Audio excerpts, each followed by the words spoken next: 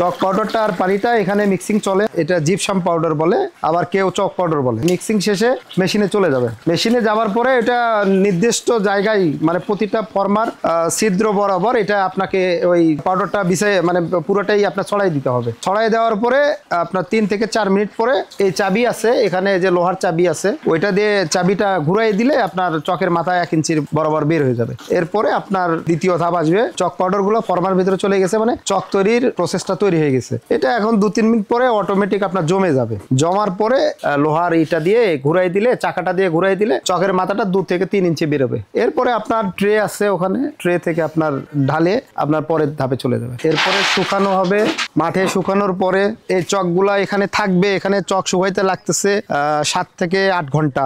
শুকানোর পরে এটা উঠাই নিব, আমরা নিয়ে আমরা প্যাকেটিং রুমে চলে যাব। এটা আমাদের প্যাকেটিং প্রসেস। এখানে এই যে আমাদের প্যাকেটিং চলতেছে।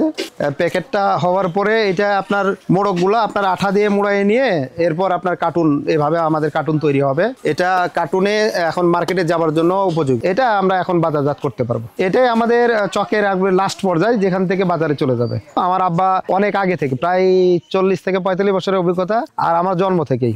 আমাদের নিজস্ব যখন তৈরি করছে এটা 18 বছর চলে বর্তমান। যতটুকু জানা মতে ঢাকায় এটার প্রথম শুরুটা হয়েছে। আমার আব্বা ওখান থেকে ট্রেনিং প্রাপ্ত। এটা চকটা ব্যবহার হচ্ছে বাংলাদেশের প্রত্যন্ত অঞ্চল, গ্রাম পর্যায়ে, জেলা উপজেলা থেকে শুরু করে গ্রাম পর্যায়ে, যেটা স্কুল কলেজ মাদ্রাসা এবং কনস্ট্রাকশনের কিছু কাজে ব্যবহার হয়। রড কাটিং এর সময় ওনারা ব্যবহার করে, যতটুকু আমাদের জানা মতে।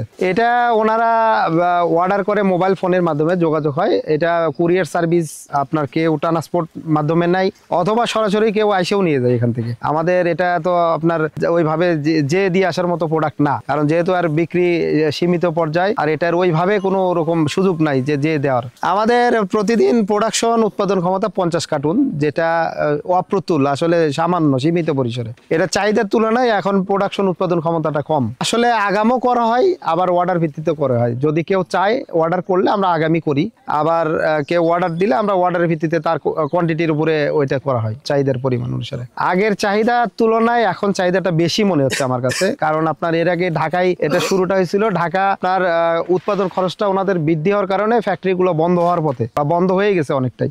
আর আমাদের এটা গ্রাম পর্যায়ে হওয়াতে আমাদের উৎপাদন খরচটা কিছুটা সীমিত। শ্রমিকটা আমরা কম কষ্টে পাওয়া যাচ্ছে, যেটা শহরে সম্ভব না। বর্তমানে আমাদের প্রতিষ্ঠান 2টা। একটা আমি নিজে করতেছি, এখানে আমার শ্রমিক আছে মোটামুটি 20 জন থেকে 22 জনের মতো, আর ওখানে আছে প্রায় 40 জনের মতো আমাদের শ্রমিক কাজ করে। যেটা আমার পার্মানেন্ট যারা আছে হাজিরা ভিত্তিক, এরা সকাল 8টা থেকে কাজ শুরু করে বিকাল 5টা পর্যন্ত।